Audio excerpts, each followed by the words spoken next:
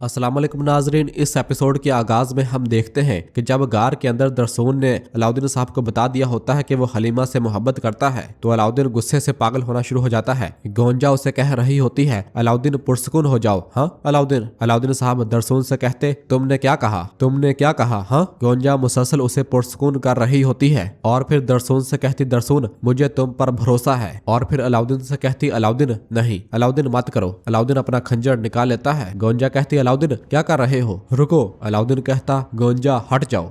गोंजा कहती, नहीं मैं नहीं हटूंगी, मेरी तरफ देखो अलाउद्दीन। अलाउद्दीन गुस्से से कहता, गोंजा हट जाओ, मैंने तुम्हें कहा हट जाओ खातून। तो गोंजा पीछे हट जाती है और अलाउद्दीन दरसून की जानब बढ़ता है। दरसून भी थोड़ा डर रहा होता है। अलाउद्दीन कहता, मेरी बात सुनो हलीमा, क्या हलीमा को सच्चाई का इल्म था। दरसून कहता, नहीं, वो नहीं जानती थी। बोरसा से निकलते वक्त जिसने मुझे तीर मारा था वो वही थी। ये सुनकर अलाउद्दीन जोरदार मुक्का दरसून को दे मारता है। गोंजा कहती, अलाउद्दीन मत करो, क्या कर रहे हो। अलाउद्दीन, इसने हमारी जान बचाई थी, रुको मत करो। और फिर दरसून से पूछती, क्या तुम ठीक हो दरसून। दरसून कहता, मैं ठीक हूँ, ठीक हूँ। और फिर अलाउद्दीन कहता, मैं हर चीज माफ कर सकता हूँ लेकिन अपनी बहन के साथ की गई ज्यादती माफ नहीं करूंगा। और फिर कहता, अब तुम इसके मुस्तहिक हो उससे झूठ बोलने की वजह से। दरसून कहता, मैं नहीं कह सकता था, नहीं कह सकता था, अगर कह देता तो वो मेरी तरफ देखती भी नहीं। अलाउद्दीन को बहुत ज्यादा गुस्सा आता है जबकि गोंजा उसे पुरस्कुन करती है। नाजरीन, फिर इसके बाद हम बोरसा में सहरी के वक्त सुल्तान उरहान, शाहीन शाह साहब, खलील और यगीत को आम लिबास पहने किसी के घर में सहरी करते हुए देखते हैं। सुल्तान कहते, खैर दलिया बहुत उम्दा बना है। तो वह बुजुर्ग कहता, आफियत हो। सुल्तान कहते, सलामत रहे, आपने हमें सहरी के वक्त अपना मेहमान बनाया। तो वह बुजुर्ग कहते, जब मेहमान अल्लाह की तरफ से आए तो हमारा दरवाजा और दस्तरखान हमेशा खुला रहता है। और फिर शाहीन शाह साहब कहते, हम ताजर हैं और हम बोरसा में तजारत करना चाहते हैं, हम अपने दीनी भाइयों को यहाँ आबाद देखकर बहुत खुश हुए। तो वह बुजुर्ग कहता है, सुल्तान उरहान ने इस मामले में बहुत कोशिश की है, अल्लाह उनसे राजी हो। सुल्तान पूछते, क्या आपको कोई तकलीफ या शिकायत नहीं। जिससे भी मैं बात करता हूँ वो कहता है कि वो सुल्तान उरहान की हुक्मरानी से खुश है ना। जिस पर वो बुजुर्ग कहता, शिकायत तो है, जरूर है। जिस पर खलील कहता, फरमाइए बाबा आपकी क्या शिकायत है, हम कल सुल्तान के हजूर पेश होंगे, जरूरत पड़ी तो अर्ज करेंगे, आप किसकी शिकायत करना चाहते हैं। तो वो बुजुर्ग कहता, खुद सुल्तान उरहान की। इस पर सब हैरान होते हैं। सुल्तान पूछते, क्या उन्होंने कोई गलती की है, क्या उन्होंने कोई मसला खड़ा किया है। तो वो बुजुर्ग कहता,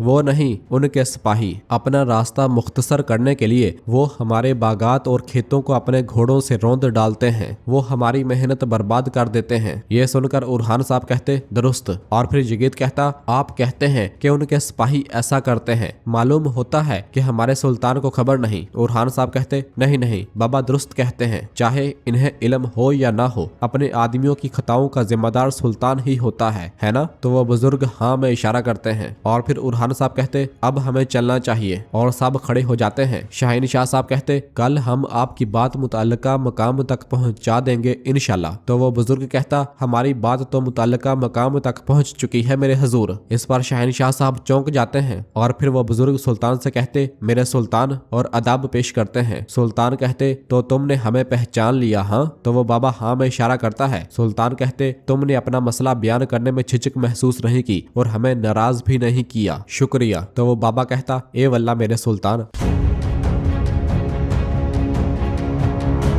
नाजरीन, फिर इसके बाद सुबह हो जाती है। सुल्तान वापस अपने महल में होते हैं और निहायत गुस्से में नजर आ रहे होते हैं। सब लोग सुल्तान के पास मौजूद होते हैं। सुल्तान उनसे कहते, मैंने तुमसे पूछा था है ना, मैंने पूछा था कि क्या अवाम की तकलीफ दूर की जा रही है। तुमने मुझे क्या जवाब दिया था खलील। हाँ अब्दुर्रहमान, तुमने क्या जवाब दिया था याद है। जब हम अवाम के मसाइल हल करने की कोशिश कर रहे थे हमारे सिपाही अवाम के दिल जख्मी कर रहे थे। तो अब्दुर्रहमान कहता, जो इस बूढ़े के खेत रौंदते हैं मैं उन्हें खुद सजा दूंगा मेरे सुल्तान। तो सुल्तान गुस्से से कहते, ये काफी नहीं है, ऐसे मामलात में एहतियाती तदाबीर अख्तियार करना लाजम है। हम एक मजलिस मजालम कायम करेंगे जहां लोग आजादी से अपने मसाइल बयान कर सकेंगे और एक ऐसा अदारा भी कायम करेंगे जो लोगों के नुकसानात का अजाला करेगा। ये जिम्मेदारी आपकी है बुरहान साहब। तो बुरहान कहता, जैसे मेरे सुल्तान का हुक्म। और वहां से चले जाते हैं। सब सुल्तान के पीछे रवाना होते हैं। यगीत भी जब जाने लगता है तो शाहीन शाह साहब उसे पकड़ लेते हैं और फिर जैसे ही सब कमरे से रवाना हो जाते हैं तो उससे कहते, अगर मैं कल रात न आता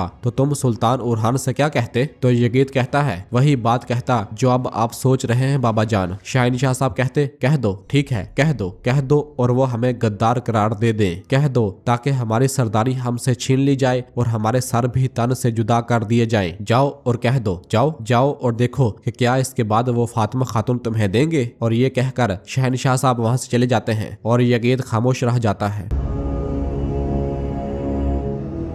और फिर इसके बाद हम अगले मंजर में देखते हैं कि फिलादियोस जंगल में एक दरख्त के नीचे बैठा हुआ होता है और वही खंजर देख रहा होता है और मुसलसल सोच विचार में मुब्तला होता है और उरहान साहब की उस बात को याद करता है जो उन्होंने कहा था, अगर तुम्हें सबूत चाहिए तो अपने खंजर का दस्ता खोलो और देख लो, इसके अंदर तुम्हें कब चाकों का रूहानी राज अल्लाह का कलाम मिलेगा। ये सब सोचने के बाद फिलादियोस अपने खंजर का दस्ता खोलने लगता है कि उसके हाथ कांपना शुरू हो जाते हैं और फिर वो अपना खंजर एक जानब रख देता है और कहता है, ये बकवास है। और फिर अपने माथे पर हाथ रखते हुए कहता, उन्हें खुद को धोखा न देने दो, उन्हें खुद को धोखा न देने दो फिलादियोस। और फिर उठता है, अपनी तलवार वापस म्यान में डालता है और अपना सामान उठाने लग जाता है और एक बार फिर अपना खंजर उठाता है और उसे दोबारा देखने लग जाता है और उन लम्हात को याद करता है जब वो डरा हुआ था, खंजर खून से लथपथ था। और फिर वो हिम्मत करता है और खंजर के दस्ते को खोल लेता है। वो जैसे ही उसे खोलकर उसे बाहर निकालता है तो उसके अंदर एक कागज लिपटा हुआ होता है जिसके ऊपर कुरान पाक की आयत लिखी हुई होती हैं। सूरह यूनुस की आयत 62, यकीनन अल्लाह के मुकर्रब बंदों को ना कोई खौफ होगा और ना वो गमगीन होंगे। और वो तमाम लम्हात दिखाए जाते हैं जब उसकी माँ गिर पड़ी थी, वालदों को बाज़ंतीनियों ने मार डाला था। अपने खंजर से उस कुरान पाक की आयत निकलते साथ ही फिलादियोस संभल नहीं पाता और उसे कुछ भी समझ नहीं आ रहा होता कि हो क्या रहा है। वो एकदम जमीन पर आ जाता है और अपना सर पकड़कर ऊंची आवाज में चीखना शुरू हो जाता है और उन लम्हात को याद करता है जब बाज़ंतीनियों ने उसके वालिद को मार डाला था और बाबा बाबा कहकर पुकारता है और चीखता चलाता है और फिर रोते हुए कहता, मैं तुर्कमान हूँ, मैं तुर्कमान हूँ और ज़ारो कतार रो रहा होता है। और फिर इसके बाद हम अगले मंजर में देखते हैं कि फिलादियोस अपने घोड़े पर सवार होकर अपना घोड़ा भगाता ही चला जा रहा होता है, जबकि इधर गार से निकलने के बाद गोंजा, अलाउद्दीन और दरसून अपने अपने घोड़ों पर सवार होते हैं। अलाउद्दीन पूछता, बताओ अब क्या करोगे? दरसून कहता, मैं कराची वापस जाऊंगा, अपने भाई और बाबा के साथ खड़ा रहूंगा, मैं उन्हें घटिया चाले चलने से रोकूंगा। अलाउद्दीन साहब पूछते, तो तुम फिर जासूसी करोगे? दरसून कहता, मैं भाइयों को एक दूसरे का खून बहाने से रोकूंगा, जरूरत पड़ी तो इस मकसद के लिए जान भी दे दूंगा और आप हमारे सुल्तान से कहिएगा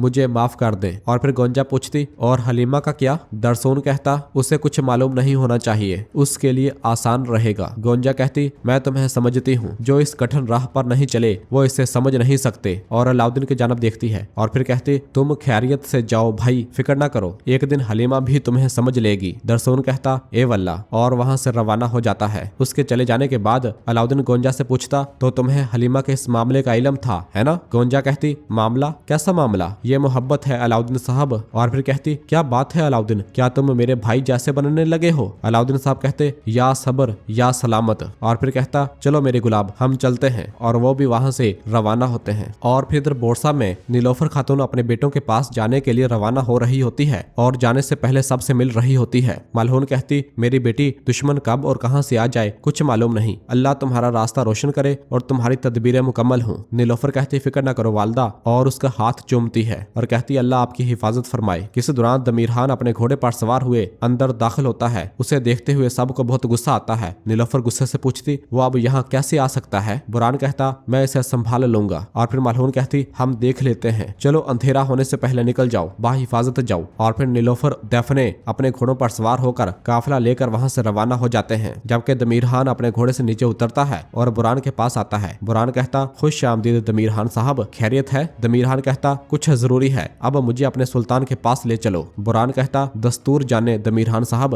दमीरहान कहता, असल दस्तूर तुम्हें पता होना चाहिए, इसके भाई ने मेरे भाई को कैद कर लिया है और उसने उसे जख्मी कर दिया। मेरा भाई कारिसी का बेटा है, वो एक सरदार का बेटा है, तुम्हें अपनी हद का पता होना चाहिए। और फिर हलीमा आगे बढ़ती है और उसके पास आकर कहती, जाकर अपने गद्दार भाई से कह देना, अगर वो फिर कभी मेरे सामने आया तो तब मैं उसे बगैर रहम के मार डालूंगी। और ये कहकर वहां से रवाना हो जाती है। उसे इस तरह देखकर दमीरहान अपने दिल में कहता, तो ये बात है, तुमने दरसून को इसलिए जख्मी नहीं किया कि वो तुम्हारा दुश्मन था, बल्कि तुम भी जख्मी हो। और फिर बुरान कहता, दमीरहान साहब, अगर आप हमारे सुल्तान से बात करना चाहते हैं तो मेरे साथ चलें। और उसे लेकर अंदर की जानब रवाना हो जाता है। और नाजरीन इसी जगह पर एपिसोड खत्म करते हैं। मिलते हैं बहुत जल्द अगली एपिसोड के साथ। वीडियो को लाइक कर दें और जिन दोस्तों ने अभी तक चैनल सब्सक्राइब नहीं किया वो जल्दी से चैनल सब्सक्राइब कर दें और बेल आइकन यानी घंटी वाले निशान को भी प्रेस कर दें ताकि आने वाले एपिसोड्स आपको आसानी मिल सकें। दुआओं में याद रखें। अल्लाह हाफिज।